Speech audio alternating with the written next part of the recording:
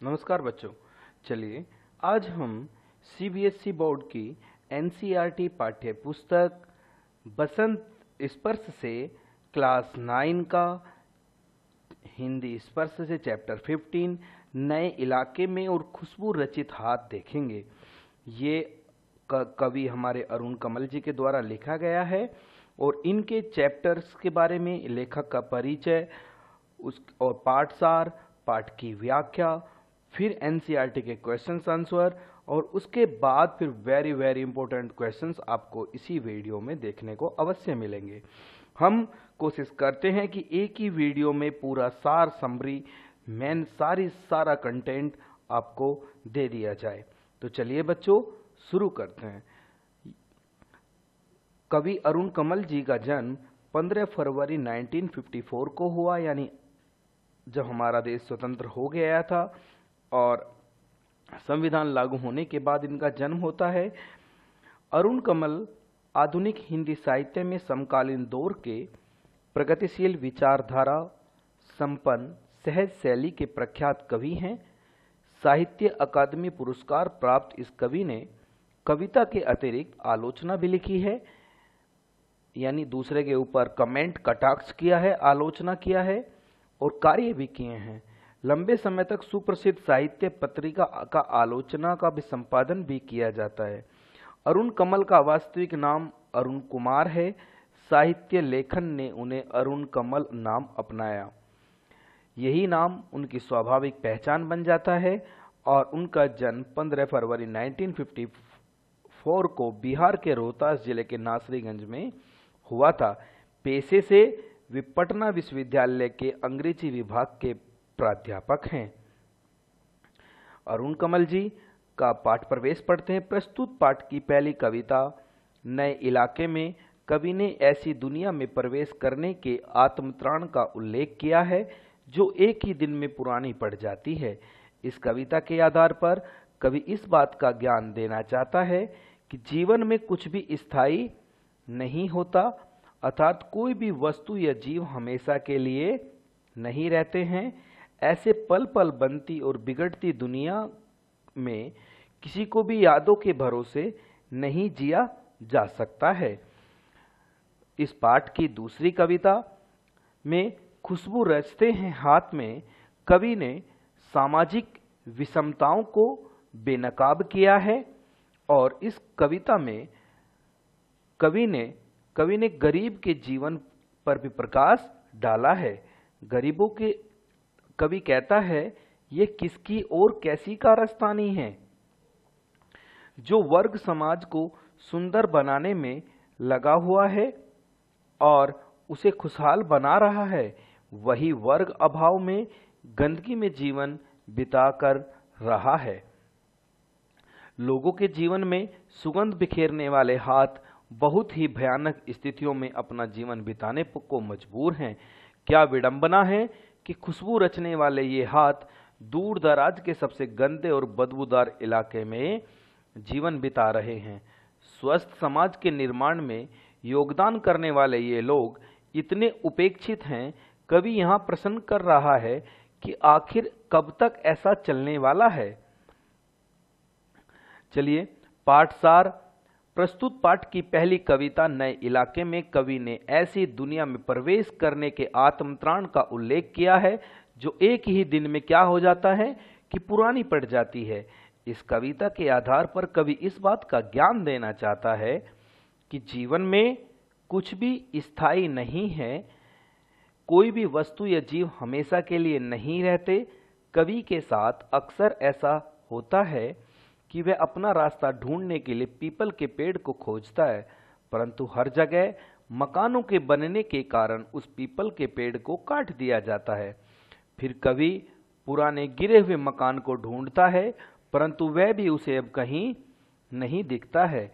कहने का तात्पर्य यह है कि कवि को अब बहुत से मकानों के बन जाने से घर का रास्ता ढूंढने में परेशानियों का सामना करना पड़ता है। कवि कहता है, जहाँ पर रोज कुछ नया बन रहा हो, कुछ मिटाया जा रहा हो, वहाँ पर अपने घर का रास्ता ढूंढने के लिए अपनी याददाश्त का भरोसा नहीं कर सकते।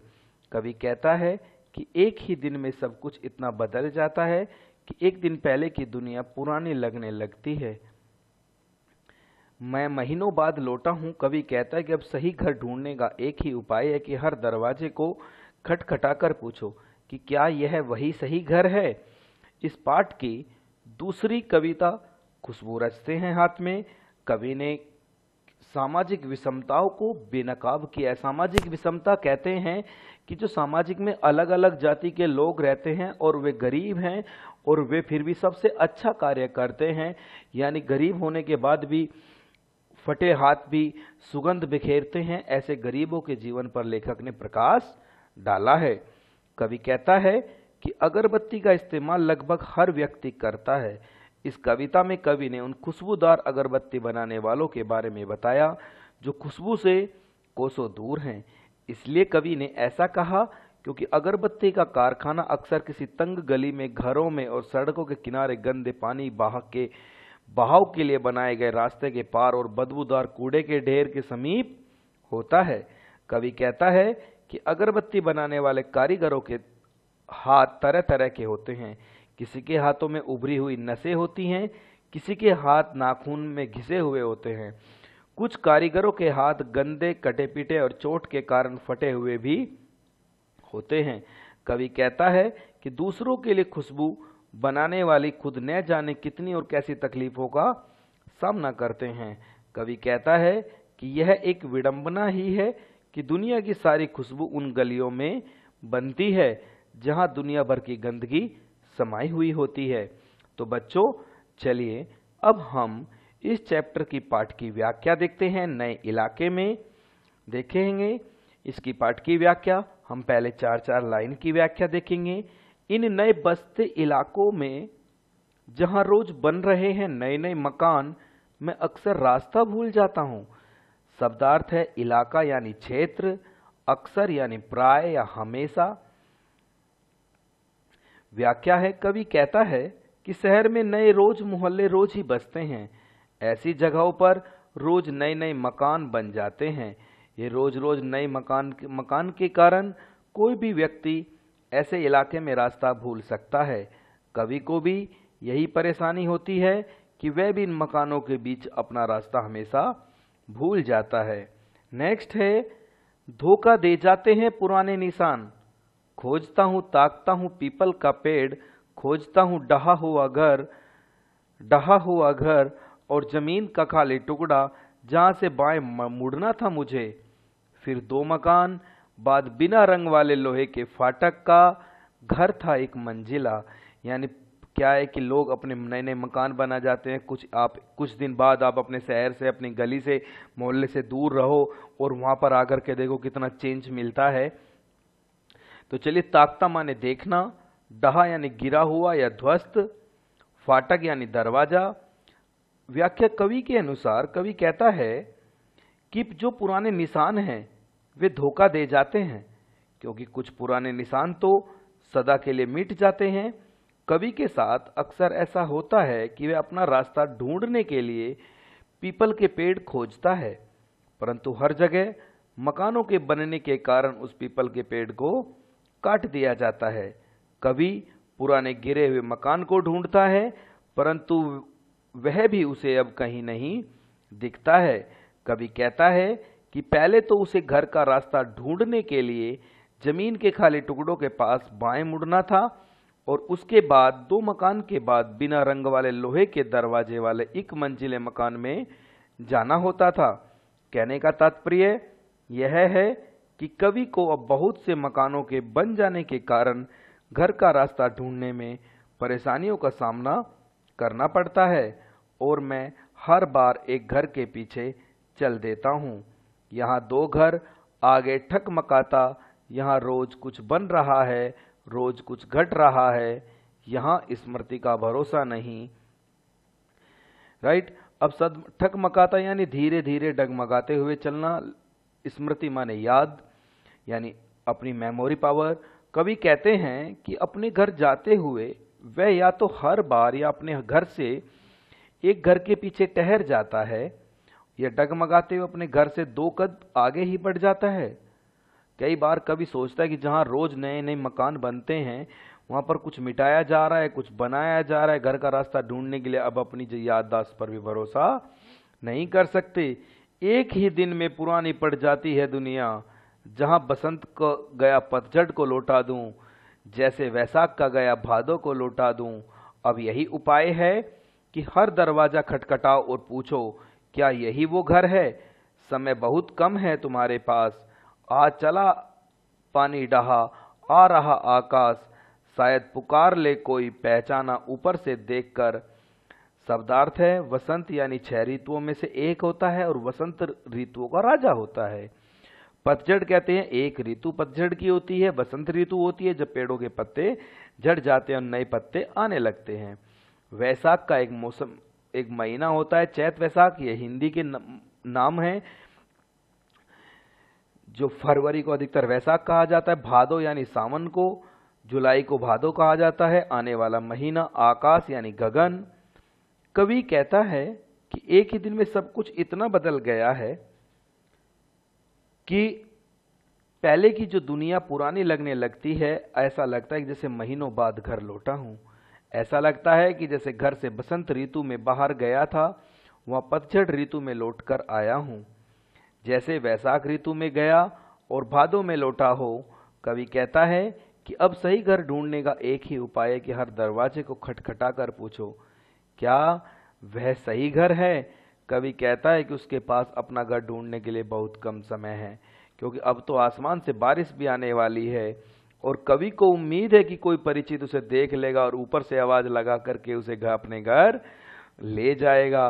क्योंकि कई बार हम लोग बाहर से जाते हैं, कुछ दिन बाहर जाते हैं, घर पे तो बहुत सारी चीजें अलग अलग देखते हैं जो नहीं होती, वहां पर बन चुकी हुई होती हैं। पाठ व्याख्या। अब नेक्स्ट है, खुशबू रचते हैं हाथ नई गलियों के बीच, नए नालों के पार, कूड़े करकट के कई ढेरों के बाद, बदबू से फटते जाते इस टोले के अंदर, खुशबू रचते हैं हाथ, खुशबू रचते हैं हाथ। शब्दार्थ है कि नालों यानी घरों, जो सड़क के किनारे गंदे पानी के बहाव के लिए बनाया गया जो रास्ता होता है उसे हम नाले कहते हैं। कूड़ा करकट यानी रद्दी कचरा, टोले यानी छोटी सी बस्ती। कवि कहता है कि अगरबत्ती का इस्तेमाल लगभग हर व्यक्ति करता है। अगरबत्ती हालांकि पूजा पाठ में इस्तेमाल होती है, लेकिन इसकी खुशबू शायद वह वजह होती है कि जो लोग इसे प्रतिदिन इस्तेमाल करते हैं। इस कविता में कवि ने उन खुशबूदार अगरबत्ती बनाने वालों के बारे में बताया जो खुशबू से कोसों दूर हैं। ऐसा कवि ने इसलिए कहा क्योंकि अगरबत्ती का कारखाना अक्सर किसी तंग गली में, घरों में या सड़कों के किनारे गंदे पानी के बहाव के लिए बनाए गए रास्ते के पार या बदबूदार कूड़े के ढेर के समीप होता है। ऐसे कई स्थानों पर कारीगर अपने हाथों से अगरबत्ती को बनाते हैं। राइट। उभरी नसों वाले हाथ, घिसे नाखूनों वाले हाथ, पीपल के पत्ते से नए नए हाथ, जूही की डाल से खुशबूदार हाथ, गंदे फिटे कटे फिटे हाथ, जख्म से फटे हुए हाथ, खुशबू रचते हैं हाथ, खुशबू रचते हैं हाथ। यानी अब लोगों के हाथों की बात बताई गई है इसमें, इस वीडियो में आपको। जख्म, ये जख्म नहीं है, जख्म होना चाहिए, ठीक है। घाव यानी चोट। कवि कहता है कि अगरबत्ती बनाने वाले कारीगरों के हाथ तरह तरह के होते हैं।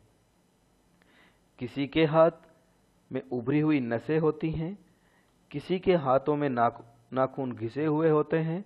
कुछ बच्चे भी काम करते हैं जिनके हाथ पीपल के नए पत्तों की तरह बहुत कोमल होते हैं, छोटे छोटे कोमल होते हैं। छोटी छोटी कम उम्र की लड़कियां होती हैं, ठीक है, बच्चे होते हैं।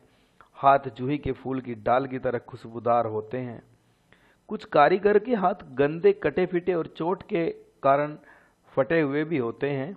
कवि कहता है कि दूसरों के लिए खुशबू बनाने वाले खुद न जाने कितनी कैसी तकलीफों का सामना करते हैं। राइट। क्योंकि ये लोग क्या हैं कि जो अगरबत्ती बनाते हैं, यानी बहुत सारे में पूरे दिन मेहनत करके, मजदूरी करके ये 100-200 रुपए कमा लेते हैं, उससे रोजी रोटी चलती है, तो बेचारे गरीब रहते, अपना इलाज नहीं करा सकते। यही इस गली में बनती हैं मुल्क की मशहूर अगरबत्तियां। इन्हीं गंदे मोहल्लों के गंदे लोग बनाते हैं केवड़ा, गुलाब, खस और रात रानी अगरबत्तियां। दुनिया की सारी गंदगी के बीच दुनिया की सारी खुशबू रचते हैं हाथ, खुशबू रचते हैं हाथ, खुशबू रचते हैं हाथ। चलिए इसकी व्याख्या देख लेते हैं। मुल्क यानी देश। केवड़ा एक छोटा वृक्ष होता है जिसकी फूल अपनी सुगंध के लिए बहुत प्रसिद्ध होती है। खस्त यानी पोस्ता। रात रानी यानी एक सुगंधित फूल होती है। रात रानी में ये कहते हैं कि सांप आता है रात को। मशहूर यानी प्रसिद्ध, फेमस। कवि कहता है कि इस तंग गली में पूरे देश की प्रसिद्ध अगरबत्तियां बनती हैं। उस गंदे मोहल्लों के गंदे लोग यानी गरीब लोग ही क्या करते हैं? केवड़ा, गुलाब, खस और रात रानी की खुशबू वाली अगरबत्तियां बनाते हैं। यही एक विडंबना भी है, दुख भी है कि दुनिया की सारी खुशबू उन गलियों में बनती है जहां दुनिया भर की गंदगी समाई हुई होती है। अब हम प्रश्न अभ्यास देखते हैं। हमने इस चैप्टर की व्याख्या को देखा, पहले हमने लेखक का परिचय पढ़ा, फिर हमने पाठ संग्रह पढ़ा। अब इसके क्वेश्चन आंसर को देखते हैं। तो बच्चों, नए बसते इलाके में कवि क्यों रास्ता भूल जाता है? सबसे पहला क्वेश्चन है कि नए बसते इलाकों में रोज रोज नए नए मकान बनते हैं। कवि के साथ अक्सर ऐसा होता है कि वह अपना रास्ता ढूंढने के लिए पीपल के पेड़ को खोजता है, कि यानी किसी के घर के आसपास पीपल का पेड़ और वो कुछ दिन बाद जाए, वो कट जाए तो वो उसको ढूंढेगा कि यहाँ पर तो वो था पीपल का पेड़, अब वो नहीं है। मकानों के बनने, नए नए मकानों के कारण पीपल के पेड़ को काट दिया जाता है, तो इसलिए कभी क्या है, रास्ता भूल जाता है। इससे आसपास का नज़ारा जब बदला हुआ नजर आता है तो पुराने निशान गायब हो जाते हैं, इसलिए कभी रास्ता भूल जाता है। यानी आप भी भूल सकते हैं। कविता में कौन कौन से पुराने निशानों का उल्लेख किया है? पीपल का पेड़, ढहा हुआ मकान, लोहे के बिना रंग वाला गेट। कवि एक घर के पीछे दो घर आगे क्यों चल देता है? क्योंकि कवि हर दिन नए नए घर बन जाने से अपने घर को नहीं ढूंढ पाता है, इसलिए एक घर के पीछे या दो घर आगे चल देता है। बसंत का गया पतझड़, बैसाख का गया भादो को लौटा से क्या अभिप्राय है? बसंत का गया पतझड़ और बैसाख का गया भादो को लौटा से अभिप्राय है महीनों बाद लौटने से है। कवि ने इस कविता में समय की कमी की ओर इशारा किया है। जल्दी से सही पता न मिलने पर हो सकता है कि कवि की परेशानियां बढ़ जाएं, हो सकता है उसे बिना वजह किसी होटल में किराए पर कमरा लेना पड़े या प्लेटफार्म पर रात बितानी पड़े। हो सकता है कवि के घर में कोई महत्वपूर्ण काम चल रहा हो। कवि ने इस कविता में समय की कमी की ओर इशारा किया है। इस कविता में कवि ने शहरों की किस विडंबना की ओर संकेत किया है, यह बताया गया है। इस कविता में कवि ने शहरों के लगातार बदलते स्वरूप की ओर संकेत किया है। शहर में कुछ भी स्थायी नहीं होता, सब कुछ इतनी तेजी से बदलता है कि लोग हक्के बक्के रह जाते हैं और अपने घर का रास्ता भी भूल जाते हैं। व्याख्या कीजिए। यहाँ स्मृति का भरोसा नहीं, एक ही दिन में पुरानी पड़ जाती है दुनिया। एक ही दिन में सब कुछ इतना बदल जाता है कि एक दिन पहले की दुनिया पुरानी लगने लगती है। ऐसे में कोई पता ढूंढने के लिए याददाश्त पर भरोसा करने से कोई लाभ नहीं होता। यहाँ स्मृति का भरोसा नहीं, एक ही दिन में पुरानी पड़ जाती है दुनिया। व्याख्या कीजिए। वेरी वेरी इंपॉर्टेंट क्वेश्चन है, बहुत पेपर में बार बार पूछा जाता है। और मैं बता देता हूँ कि जिस वीडियो में ये कहता हूँ कि ये चैप्टर, ये क्वेश्चन वेरी इंपॉर्टेंट है, तो समझ लो वो क्वेश्चन वेरी इंपॉर्टेंट ही है। बच्चों, समय बहुत कम है तुम्हारे पास, आ चला पानी, डहा आ रहा आकाश, शायद पुकार ले कोई, पहचाना ऊपर से देखकर। इसकी व्याख्या पूछी है। जल्दी से सही पता न मिलने पर हो सकता है कि आप भी परेशान हो जाएं। आप किसी गली में जाएं 1 साल बाद, 2 साल बाद, और वहां पर सब नए मकान बनते हुए देखें तो आप अपना घर भी भूल जाएंगे। तो कवि की जो है परेशानी बढ़ जाती है। सेम कंडीशन है कि हो सकता है उसे बिना वजह किसी होटल के किराए पर कमरा लेना पड़ जाए या प्लेटफार्म पर रात बितानी पड़े। हो सकता है कि कवि के घर में कोई महत्वपूर्ण काम चल रहा हो। यदि कोई परिचित देख ले तो आवाज लगा दे कि कवि का काम आसान हो जाएगा। तो बच्चों, ये प्रश्न अभ्यास हमने नए इलाके के देखे। अब खुशबू रचते हैं हाथ के देखते हैं। खुशबू रचने वाले हाथों में कैसी परिस्थितियों में तथा कहां कहां रहते हैं? राइट। खुशबू रचने वाले हाथ अगरबत्ती बनाने वाले के करीब तबके के लोग होते हैं। ऐसे लोग गलियों में, बदबूदार नाले के किनारे, कूड़े के ढेर के बीच रहते हैं और बड़े शहरों की किसी भी झोपड़पट्टी में आपको ऐसा ही नज़ारा आसानी से देखने को मिल जाता है। कविता में किस तरह के हाथों की बात हुई है? अगरबत्ती बनाने वाले कारीगरों के हाथ तरह तरह के होते हैं। किसी के हाथों में भी उभरी हुई नसें होती हैं, किसी के हाथों में नाखून घिसे हुए होते हैं। कुछ बच्चे भी काम करते हैं जिनके हाथों की तुलना किस चीज से की गई है? उपमा अलंकार आ गया है, क्योंकि तुलना कर दी, बच्चों के हाथ कर दी पीपल के नए पत्तों की तरह कोमल होते हैं। कम उम्र की लड़कियां भी होती हैं जिनके हाथ जूही के फूल की डाल की तरह खुशबूदार होते हैं। कुछ कारीगरों के गंदे फिटे और चोट के कारण फटे हुए हाथ भी होते हैं। नेक्स्ट है, कवि ने यह क्यों कहा कि खुशबू रचते हैं हाथ? अगरबत्ती का काम है खुशबू फैलाना। अगर ये अगरबत्ती हाथों से बनाई जाती हैं, इसलिए कवि ने कहा है कि खुशबू रचते हैं हाथ। जहां अगरबत्तियां बनती हैं वहां का माहौल कैसा होता है?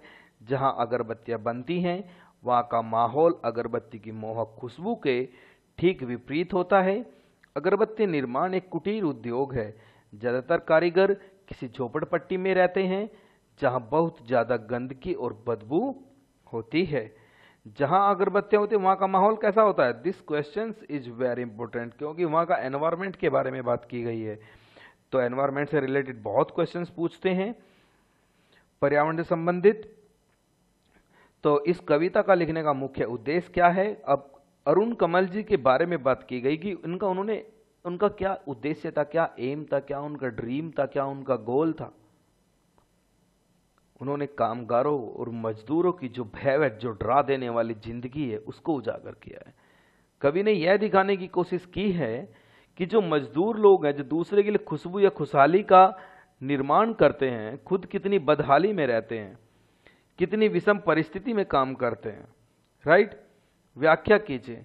पीपल के पत्ते से नए नए हाथ या जूही की डाल से खुशबूदार हाथ कैसे रहते हैं? अगरबत्ती बनाने वाले या कारीगरों के तरह तरह के हाथ होते हैं। किसी के हाथों में उभरी हुई नसें होती हैं, किसी के हाथों नाखून से घिसे हुए होते हैं, और बच्चों कुछ बच्चे भी काम करते हैं। अब हाथ की तुलना आ गई। देखो, पीपल के पत्ते से नए नए हाथ, जूही की डाल से खुशबूदार हाथ, व्याख्या पूछा है।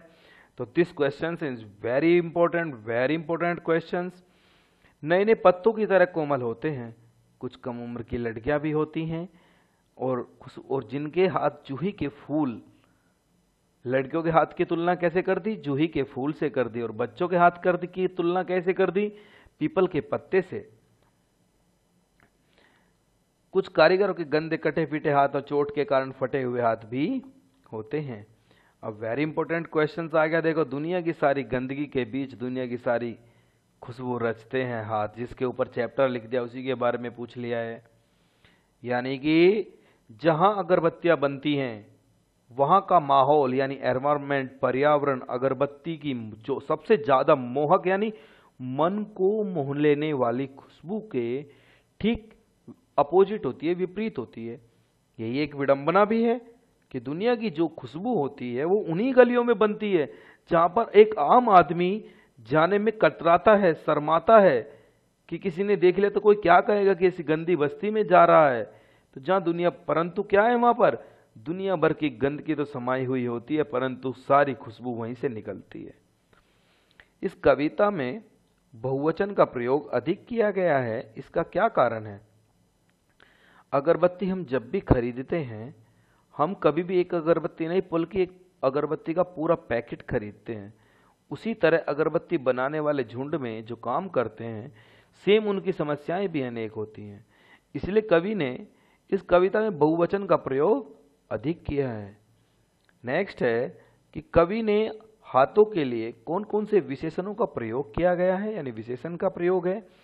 अगरबत्ती बनाने वाले कारीगर के हाथ अलग अलग किस्म के होते हैं, अलग अलग तरह होते हैं। उनका वर्णन करने के लिए कवि ने क्या किया कि किसी को उभरी हुई नसें बताई हैं, किसी के कटे पिटे घिसे नाखून बताए, किसी के हाथ की कोमलता बताई तो पीपल के पत्ते, और जो नाबालिग बच्चियां हैं उनके हाथ जूही के फूल की तरह बताए, तो किसी की कठोरता बताई।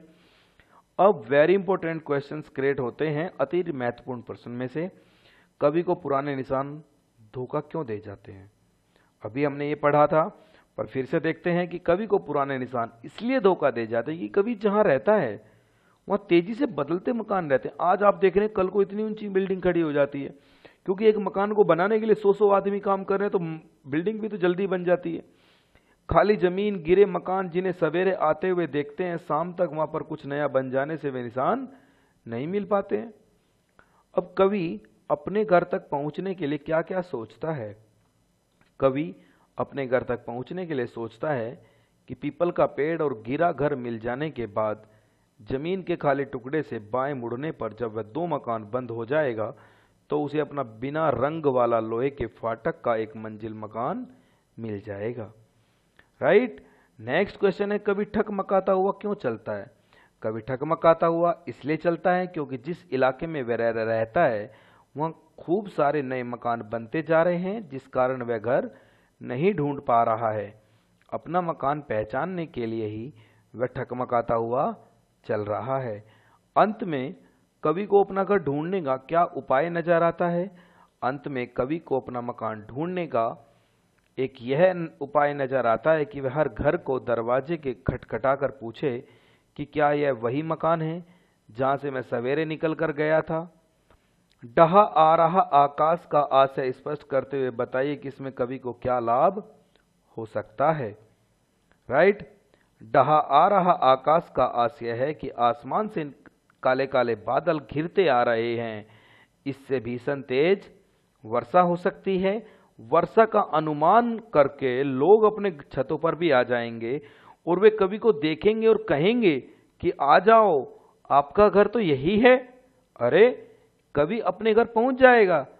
अब आप सोचो कि आप किसी 1 साल के बाद अपने शहर से बाहर चले गए और फिर आप अपने घर के ओर आए हो और वहां पर आपने गली में, मोहल्ले में जो कोने पर जो सारे घर हैं वे चेंज मिलेंगे, उनके कलर चेंज मिलेंगे, तो आप अपना घर को ढूंढने लगोगे कि मेरा घर कहाँ है। फिर आप उम्मीद करोगे कि छत से कोई यही कह दे कि आप आ जाओ, यही आपका घर है। नए इलाके में वेरी वेरी इंपॉर्टेंट क्वेश्चंस। नए इलाके में कवि के आधार पर इलाके की विशेषता बताइए कि जहां कवि रहता है। राइट। जिस इलाके में कवि रहता है कि नित्य नए निर्माण किए जा रहे हैं और आसपास के सभी क्या है, अत्यंत तेजी से बदलते जा रहे हैं, एक के बाद सब कुछ बदलता नजर आता है। तो ये लगता है नए इलाके की कविता का मुख्य एम क्या है। नए इलाके की कविता का उद्देश्य, अब ये क्वेश्चंस आपको बता दूं सबसे ज्यादा इंपॉर्टेंट क्वेश्चन है। नए इलाके की कविता का मुख्य उद्देश्य क्या है कि दुनिया में जितने भी तेजी से बदलाव की ओर संकेत करता है ये चैप्टर, और एक एक दिन में 2-2, 4 और इतना बदलाव आ जाता है कि पहचान कर पाना भी बहुत कठिन हो जाता है। इस कविता का यह उद्देश्य है कि दुनिया इतनी तेजी से तरक्की से आगे बढ़ रही है। दीर्घ उत्तरीय प्रश्न, नए इलाके में कविता में कवि को किस किस समस्या से 2-4 होना पड़ता है और क्यों। नए इलाके में कवि अपना घर ढूंढने की समस्या से 2-4 होना यानी परेशानी आना, परेशानी पड़ती है। इसका कारण यह है कि कवि जहां रहता है वहां सब कुछ इतनी तेजी से बदल जाता है। कई बार हम देखते हैं सुबह को गए और शाम को देखा इतनी बड़ी बिल्डिंग, क्योंकि एक ही मकान को करने के लिए 250 आदमी लगे हुए हैं, मशीनों से मकान बनते हैं, पुराने चिन्ह लुप्त होते जा रहे हैं। ऐसा लगता है कि स्मृतियां साथ नहीं देती, कवि अपना मकान ही नहीं ढूंढ पा रहा है। अब ये देखिए जो क्वेश्चंस जिसके लिए मैं बार बार आपसे बोलता हूं कि ये दोनों क्वेश्चंस, नए इलाके में कविता का प्रतिपाद्य लिखिए, ऐसा जब आ जाए तो समझ लेना प्रतिपाद्य वर्ड वो क्वेश्चन तो पेपर में आना ही आना है। तो बच्चों इसे सबसे ज्यादा देखेंगे। नए इलाके में कविता में उस दुनिया का उल्लेख है कि जहां इतनी तेजी से बदलाव हो रहा है, एक दिन में सब कुछ पुराना पड़ता जा रहा है। उस बदलाव के माध्यम से इस ओर संकेत भी किया गया है कि इस जीवन में कुछ भी स्थायी नहीं है, यहां स्मृतियों के भरोसे बैठना या जीना, इसलिए पुरानी रीतियों और रूढ़ियों को छोड़कर नए नए परिवर्तन अपनाने को तैयार रहना चाहिए। ऐसा न करने वाला जीवन में पिछड़ जाएगा। तो बच्चों, ये इसका उत्तर था। अब है अगरबत्ती बनाने वाले बाल मजदूरों के जीवन में सुधार लेने वाले हेतु कुछ सुझाव दीजिए। तो सबसे बेस्ट सुझाव क्या हो सकते हैं कि खुशबूदार अगरबत्ती जो बनाते हैं बाल मजदूर, उनके जीवन में सुधार कैसे आ सकता है? उनके हाथों में पुस्तकें पकड़ाना, उन्हें पढ़ाना, विद्यालय की ओर ले जाना, क्योंकि ये बाल मजदूर पढ़ लिख कर क्या होंगे? कार्य में कुशल बन जाएंगे। पढ़ाई के साथ साथ अनेक काम के प्रशिक्षण भी की व्यवस्था हो जाएगी और ये इन्हें मजदूरी नहीं करनी पड़ेगी और ये श्रमिक कुशल कारीगर बनकर अपना रोजगार भी कर सकेंगे। मजदूर बनकर जीवन बिताने के लिए विवश नहीं होना पड़ेगा। इसलिए वर्ग के बच्चों का जीवन स्तर ऊंचा उठ जाएगा।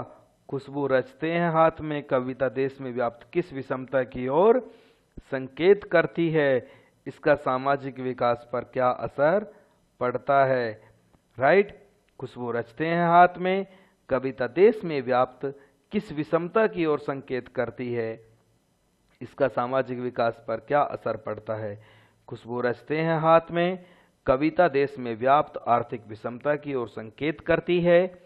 इसके अलावा यह कविता समाज के वर्ग भेद पर भी चोट करती है और हमारे समाज में अमीर वर्ग द्वारा गरीबों एवं बच्चों का इस तरह से शोषण किया जाता है कि गरीब वर्ग आजीवन होकर इससे उबर नहीं पाता है।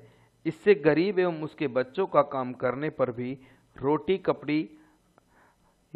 कपड़ा और मकान वाली मूलभूत सुविधाएं भी उसको उपलब्ध नहीं हो पाती हैं। इससे सामाजिक विकास का लक्ष्य कहीं बहुत पीछे छूट जाता है और अमीर और गरीब के बीच खाई और गहरी होती चली जाती है। आप समझ रहे हैं कि खुशबू रचते हैं हाथ में कविता में व्याप्त किस विषमता की ओर संकेत करती है? राइट। विषमता मैंने बताया था कि विषमता यानी अलग अलग जाति, अलग अलग संप्रदाय, अलग अलग की तरह के लोग रहते हैं और उनके किसी के कटे हाथ हैं, किसी के फिटे हाथ हैं और सब अपने अपने हाथ अलग अलग जगह रह रहे हैं। सबसे गंदी जगह रहकर एक अच्छा कार्य करते हैं और समाज को खुशबू दान करते हैं, यानी खुशबू रचते हैं हाथ। राइट। तो बच्चों, इस चैप्टर को लिखने का सारांश यही था। अगर आपको हमारी वीडियो पसंद आती है तो प्लीज लाइक, शेयर और सब्सक्राइब करना हमें ना भूलें। Thank you very much. जय हिंद, वंदे मातरम। हमारी वीडियो देखने के लिए दिल से धन्यवाद। Thank you very much. जय हिंद, वंदे मातरम।